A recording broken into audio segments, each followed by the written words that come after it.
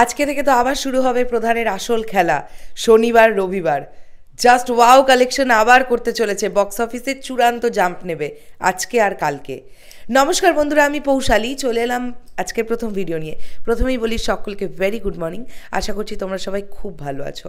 গতকালের ডেটে প্রধানের বক্স অফিস কালেকশন কীরকম হলো, অর্থাৎ ডে 15-এ প্রধান বক্স অফিস কালেকশন কীরকম কী করতে পারলো সেটা নিয়ে কথা হবে এই ভিডিওতে। তাহলে চলো একদম দেরি না করে ভিডিওটা শুরু করা যাক। বন্ধুরা, আমি যেটা দেখে সব থেকে অবাক হচ্ছি এবং আমার খুব ভালো লাগছে সেটা হচ্ছে প্রত্যেকটা দিন, সপ্তাহের কাজের মধ্যে প্রত্যেকটা দিন কিন্তু 5টা থেকে 6টা করে করে কলকাতার নিরিখে অলমোস্ট ফুল হাউসফুল যাচ্ছে প্রধানের। গতকালও 5খানা কিন্তু আমরা এরকম শো দেখতে পেয়েছি যেগুলো কিন্তু অলমোস্ট ফুল এবং হাউসফুল গেছে। ভাবো, গতকাল শুক্রবার ছিল, তার আগের দিনগুলোও যদি আমরা বলি মঙ্গলবার, বুধবার, বৃহস্পতিবার একই রকম সিনারিও আমরা দেখতে পেয়েছি।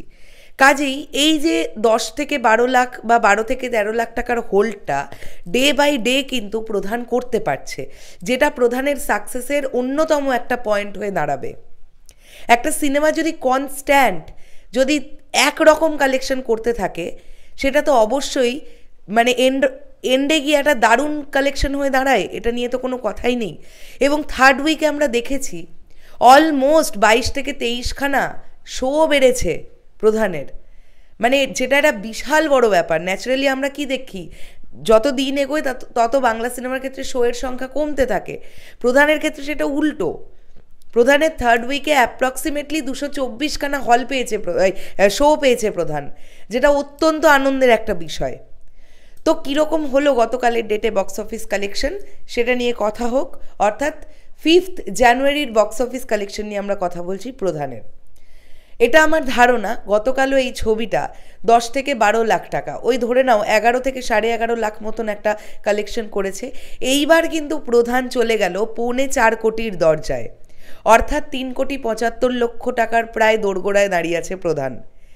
এইবার এই ছবিটা আমি একদম শিওর এই রবিবারের পরে 4 কোটি তো পেরিয়ে যাবেই যাবে। তার মানে যদি আমরা সেভাবে ধরতে যাই তাহলে এই ছবিটা তার 16 দিন বা 17 দিনের মাথায় 4 কোটি টাকা কালেকশন করে ফেললো, যেটা একটা দারুণ ব্যাপার। একটা বাংলা সিনেমার ক্ষেত্রে তো একটা দুর্ধর্ষ বিষয়। এই ছবিটার লাইফ টাইম কালেকশন মোটামুটি 6.5 থেকে 7 কোটি টাকা হবে, এটা আমার ধারণা। তার থেকে খুব বেশি একটা হবে বলে আমার মনে হয় না। তবে 12ই জানুয়ারি আবার একটা ছুটির দিন আছে, ওই দিন আবার মানুষের একটা আলাদাই এক্সপেকটেশন আমরা দেখতে পাবো, যেমনটা আমরা 25শে ডিসেম্বর, 31স্টে, তারপর 1লা জানুয়ারি এই দিনগুলোতে দেখেছি। দেখা যাক 12ই জানুয়ারি মোটামুটি আমরা সেরকম একটা সিনারিও দেখতে পাবো। অ্যাকিউরেট সিনারিওটা থাকবে কিনা বলতে পারছি না, তবে এটা আমার ধারণা যে 12 তারিখ মানে 12ই জানুয়ারি তো আবার প্রধান ছবিটা মিনিমাম 20 থেকে 22 লাখ টাকা ইনকাম করবে, মানে খুব কম করে বললাম। দেখা যাক এই ছবিটার লাইফ টাইম অ্যাচিভমেন্ট কীরকম কী হতে পারে বক্স অফিস কালেকশন। তো টোটাল সব মিলিয়ে যদি আমরা একদম 15 দিনের পরে এসে হিসেব করি তাহলে এটা আমার ধারণা, বারবার বলছি আমার ধারণা, প্রধানের বক্স অফিস কালেকশন মোটামুটি 3,72,00,000 থেকে 3,74,00,000 টাকা হয়েছে।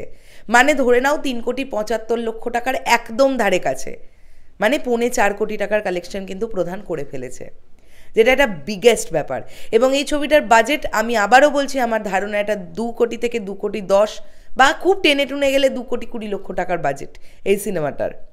তো বুঝতেই পারছো সিনেমাটা অলরেডি ব্লকবাস্টার হয়ে গেছে, আরও হবে, এখনও কালেকশন করতেই আছে।